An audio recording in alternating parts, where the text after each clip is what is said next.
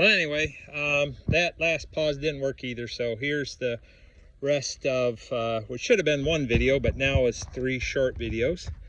So anyway, we got it together. Just so you know, on this brand, that's a 16 millimeter.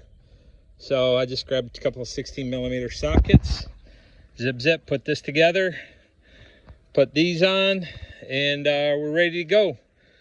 As an aside, just about back to the tractor, this is the first time I've ever had the skid steer quick attach, and just unhooking that bucket and putting this on, I gotta say, I love it. This is so much easier than the old pin, take the pins out. So we had a Yanmar back in the 80s that had a bucket, and we would take that off from time to time, and that was a hassle because when you take the pins out, you got to take the pins out here for your hydraulics as well.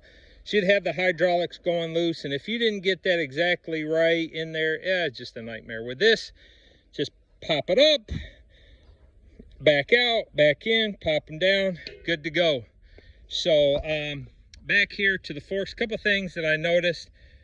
Of course, not a big deal to me because, again, I'm not using these professionally.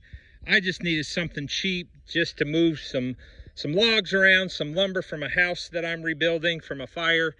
And so I think this will do. But just some defects that I noticed here and here in the metal. Another little hole right there. The welds look all right. Again, it's made in China. It's cheap.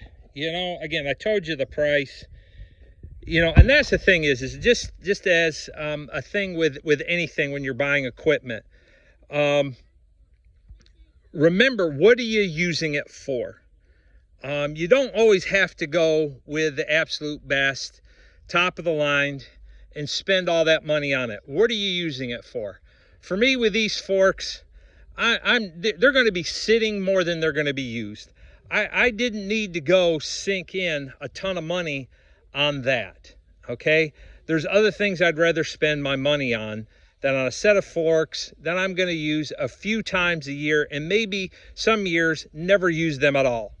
So, for me, a cheap set of Vevor, I think that's how it's pronounced, Chinese forks, they're going to work just fine. I'll do some more videos on stuff that I'm using it for, so that way you get a better idea. But, I'm never going to use this slot for the hay hook. I don't do hay. I doubt that I'm going to use this right here or the other 2 hay spear hook attachment holes, or the receiver there to, move a trailer. I doubt I'll ever use that.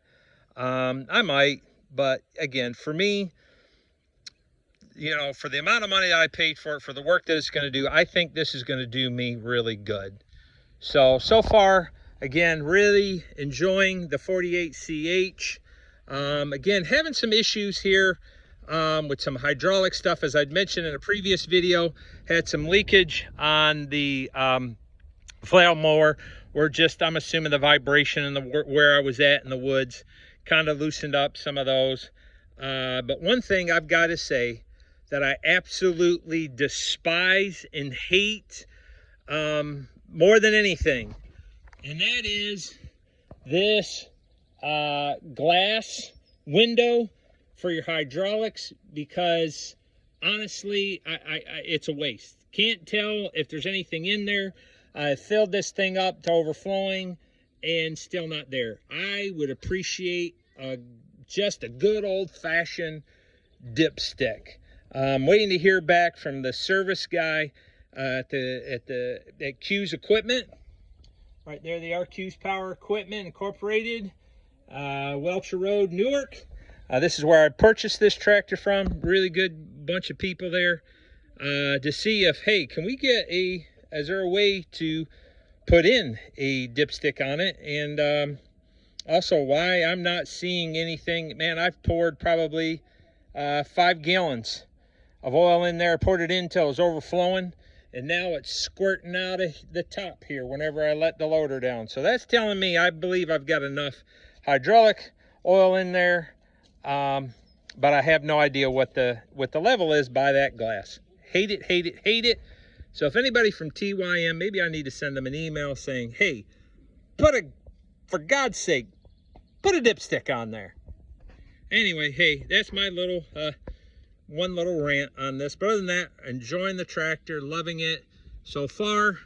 You know, some other things I want to do with it. There's some protection kits that I want to put on here, made by a company here in upstate New York.